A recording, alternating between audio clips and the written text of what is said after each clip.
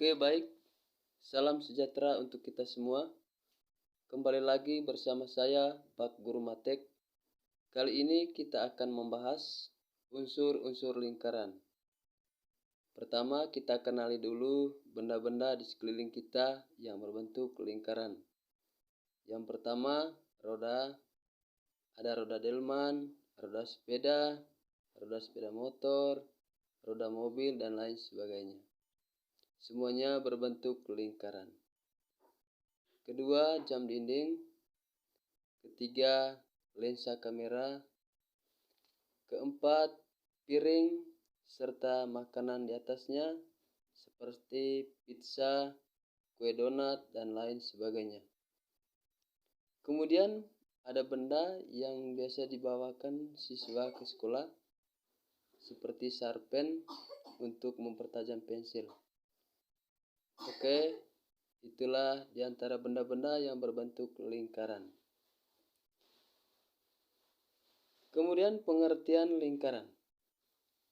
Lingkaran adalah kumpulan titik-titik pada bidang datar yang berjarak sama terhadap suatu titik tertentu.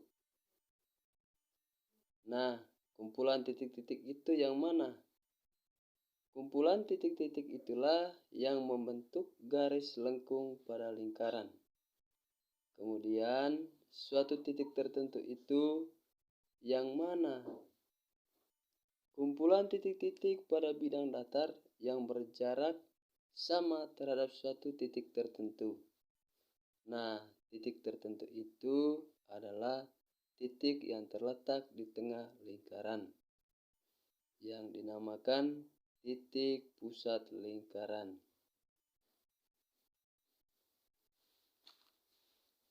Oke, sekarang kita langsung masuk ke unsur-unsur lingkaran. Oke, ini adalah gambar lingkaran. Nah, unsur yang pertama yaitu titik pusat lingkaran. Titik pusat lingkaran yaitu titik yang berada di tengah lingkaran. Biasanya disimbolkan dengan huruf kapital. Nama lingkaran disesuaikan dengan nama titik pusat. Jika titik pusat disimbolkan dengan P, maka lingkarannya disebut lingkaran P.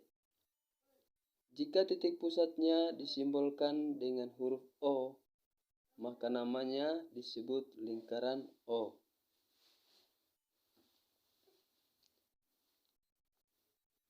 Yang kedua, jari-jari lingkaran. Jari-jari lingkaran biasa disimbolkan dengan huruf R. R singkatan dari radius. Jari-jari lingkaran. Jari-jari lingkaran adalah garis lurus yang menghubungkan titik pusat dengan titik pada lengkungan lingkaran. Ya, ini lengkungan lingkaran. Ada titik-titik di sini. Kita ambil misal titik A.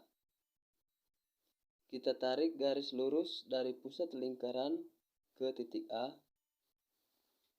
Nah, kita anggap ini lurus ya. Nah, ini dinamakan dengan R atau radius atau jari-jari. Kemudian contoh kedua di sini ada titik B. Kita tarik garis lurus. Nah, ini juga namanya jari-jari. Oke, bisa ya. Oke, kita lanjutkan ke 3, diameter lingkaran. Biasa disimbolkan dengan huruf D. D kecil. Diameter adalah garis lurus yang menghubungkan dua titik pada lingkaran dan melalui titik pusat. Oke, kita gambarkan. Misalkan di sini ada titik B.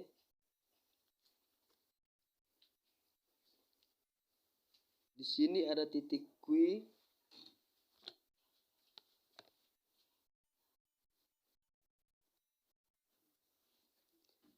kita hubungkan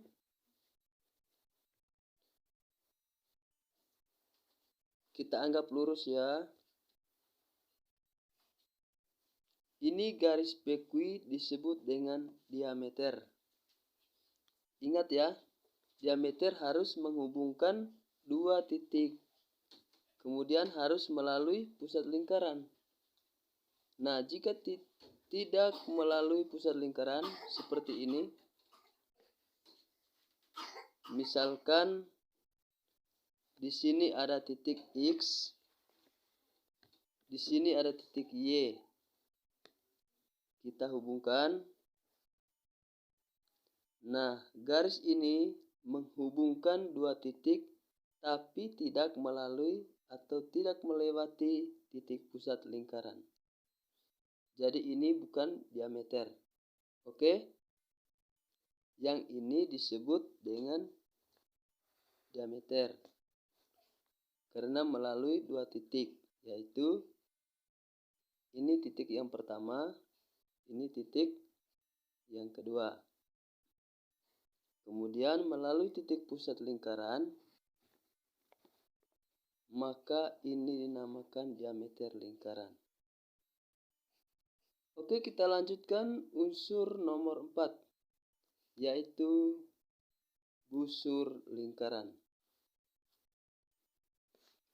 Apa itu busur lingkaran?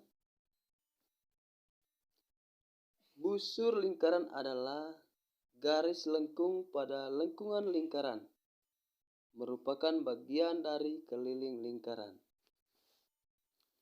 Nah, manakah yang dimaksud dengan busur lingkaran pada gambar ini? Contohnya yaitu garis lengkung AB.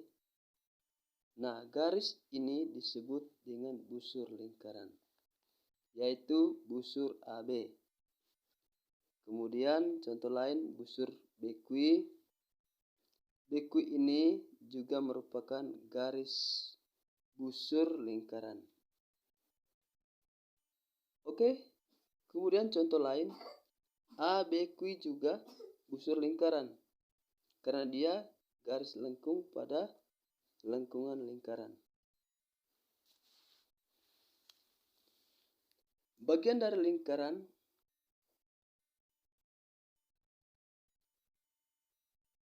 oke. Kemudian unsur kelima yaitu tali busur. Tali busur yaitu garis lurus yang menghubungkan dua titik pada lengkungan lingkaran. Tadi kita sudah mengetahui tentang busur lingkaran, yaitu garis lengkung dari dua titik pada keliling lingkaran. Misalkan ini titik A, ini titik B. Nah, garis lengkung ini tadi merupakan busur lingkaran. Nah, kalau ditarik garis lurus dari A ke B, nah garis lurus ini dinamakan tali busur. Jadi ini busur AB, yang ini tali busur AB. Oke, paham ya? Kemudian kita bandingkan dengan diameter. Diameter juga merupakan garis yang menghubungkan dua titik pada lingkaran. Seperti contoh di sini, yaitu titik P dan titik Q. Nah, apakah diameter termasuk tali busur? Jawabannya ya.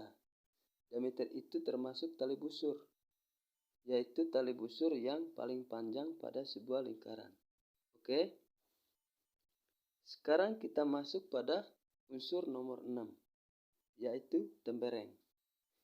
Tembereng adalah daerah bidang datar yang dibatasi oleh busur dan tali busur. Ingat, dibatasi busur dan tali busur. Nah, seperti contoh di sini, ini ada busur AB, kemudian ada tali busur AB. Nah, daerah yang dibatasi oleh tali busur AB dan busur AB ini namanya tembereng.